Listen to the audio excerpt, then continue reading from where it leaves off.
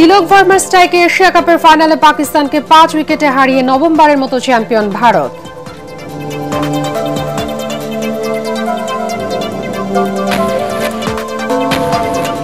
খাগড়াছড়িতে অবরোধ ও 144 ধারার মধ্যে সংঘর্ষ, সন্ত্রাসী হামলায় 3 জন নিহত, 13 সেনা সদস্য, পুলিশ সহ আহত 30। স্বরাষ্ট্র মন্ত্রণালয়ের দুঃখ প্রকাশ। গ্রহণযোগ্য নির্বাচন আয়োজনে ইসি প্রতিশ্রুতিবদ্ধ, মাসব্যাপী সংলাপের উদ্বোধনীতে সিইসি। ভোট বানচালের বিরুদ্ধে সতর্ক থাকার আহ্বান বিশিষ্টজনদের। বিএনপি জামায়াত ভাগ বাটোয়ারা করে দেশের সবকিছু দখলে নিয়েছে মন্তব্য তথ্য উপদেষ্টার। 2 মাসের মধ্যে সাংবাদিকতা সুরক্ষা অধ্যাদেশ জারি।